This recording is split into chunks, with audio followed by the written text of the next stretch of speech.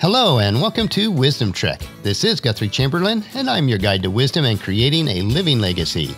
Thank you for joining us for our 7-day-a-week 7 Minutes of Wisdom podcast. This is day 127 of our trek, and yesterday was day 3 of 5 on our trail of our reality, which is based on our beliefs. Our focus throughout this 5-day trek is why it is so crucial that your belief system is on a solid foundation of truth.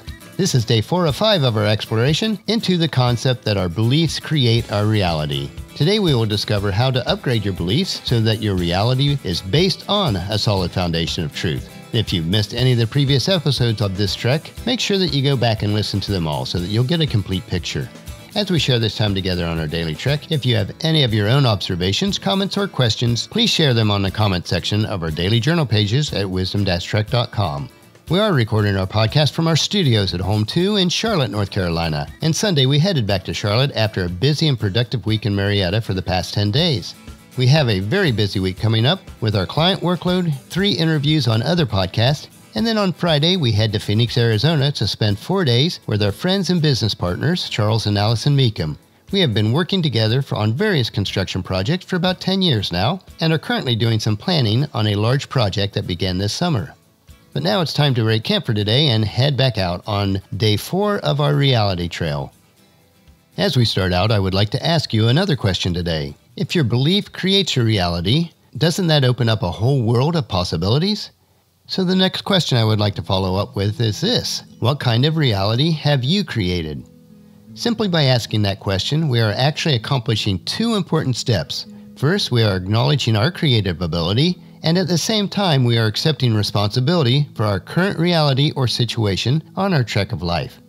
During days 1 through 3 of this current trek, we examined several fundamental ways in which your beliefs influence your reality. One thing that should be abundantly clear by now is the fact that the quality of your life is a reflection of the quality of your beliefs about who you are and what you are capable of. Knowing that empowering beliefs create a desirable reality and limiting beliefs do the opposite is a good place to start. Obviously, the next step needs to be learning how to eliminate the beliefs that don't serve you and replace them with beliefs that do. This brings us to our 4th major mile marker on our trek today, which is upgrading your beliefs. There is an essential first step that must be taken before you can even think about upgrading your beliefs. Do you know what that step is? It's simple, really. You need to identify your current beliefs and figure out which ones need to be upgraded. On the surface, this sounds easy enough, but beliefs are shrouded in all kinds of confusing disguises. In fact, have you ever noticed the word lie, or L-I-E, is at the center of the word belief? So how do we get around the deceptive power of limiting beliefs? Our first step is to look at the results. The easiest way to identify your own limiting beliefs is to look at the results that they produce. Any area of your life where you are producing good results is probably anchored in an empowering belief. Likewise, any area of your life that is plagued with unsatisfactory or frustrating results is likely anchored in a limiting belief. The results you produce always reveals the underlying beliefs. This reminds me of a parable that Jesus taught about 3 workers in Matthew chapter 5 verses 14 through 30. All 3 workers had an opportunity to work hard and invest the boss's money in which they were entrusted with. 2 of them had an abundance mindset or belief and gained a good return for their boss. The 3rd one had a scarcity mindset or belief and buried the money because he was afraid. The consequence to the 3rd worker was not favorable. What little he had was taken away and given to the one who had done the best. Which of these workers would you be? And I encourage you to read the entire passage of Matthew chapter 25 verse 14 through 30 to get the big picture. Also, in the 2nd letter from the Apostle Paul to the church at Corinth clearly shows the principle of what we plant we will harvest in chapter 9 verse 6. Which says, remember this, a farmer who plants only a few seeds will get a small crop, but one who plants generously will get a generous crop. How are you planting? Now it is time for you to examine and list the areas of your life which are lacking, along with the beliefs and feelings that support them. These areas are currently emotional liabilities.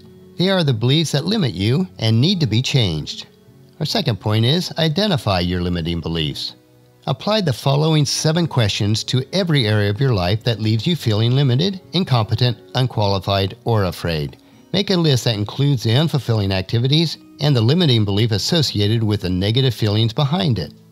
Question number 1. What do you feel that you're not very good at? And why do you think that is so? Question number 2. What areas of your life leave you feeling incompetent or unqualified, and why? Question number 3. What new activity are you afraid to try, but would like to? Why do you feel afraid? Question number 4. What is your least favorite activity, and why do you dislike it so much? Question number 5. In what areas do you want to improve, and what do you feel is holding you back? Question number 6. What do you avoid helping others with, and why do you feel you're unable to help them? And question number 7. When you want to make a good impression, what do you try to hide, and why? Our third major point is dismantling these limiting beliefs. To begin dismantling your limiting beliefs, you need to link them to a painful, negative, emotional anchor. The more painful the anchor, the more effective it will be. Start by asking yourself some pointed questions about each belief, such as, first, what price have I paid because of believing this? Second, how is what I believe affecting me financially, physically, emotionally, and spiritually? And third, why did I get anchored in this limiting belief to begin with? Continue to question the validity and consequences of any limiting beliefs will expose a wide array of negative emotional anchors for those beliefs. Once they come to represent pain, it becomes easier to move away from them and move toward more empowering beliefs. Let's look at empowering replacements. So next we need to ask ourselves a few simple questions. What would I have to believe in order to succeed in this area of my life? Second, what would I have to do differently in order to produce the results that I want? And third, which of my existing empowering beliefs can I apply to these areas of my life?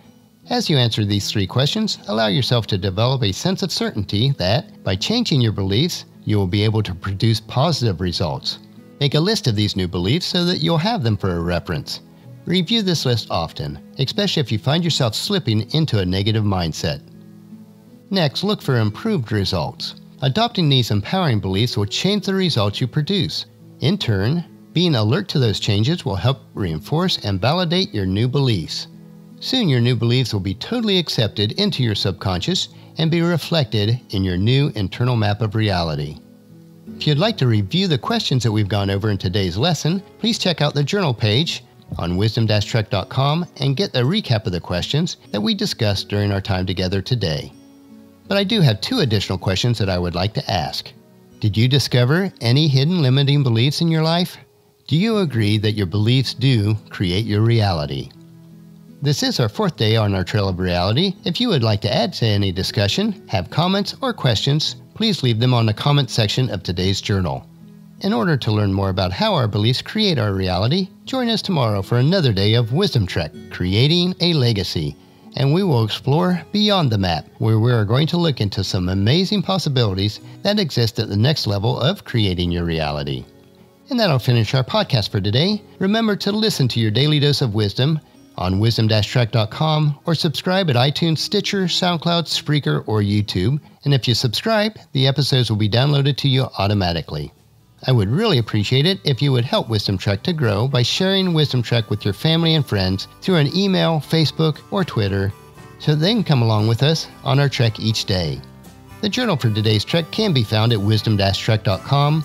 Thank you for allowing me to be your guide, your mentor, but most importantly, your friend, as I serve you through the Wisdom Trek podcast and journal each day. And as we take this trek together, let us always live abundantly or fully, love unconditionally, listen intentionally, learn continuously, lend to others generously, lead with integrity, and leave a living legacy each day. This is Guthrie Chamberlain, reminding you to keep moving forward, enjoy your journey, and then create a great day every day. See you tomorrow.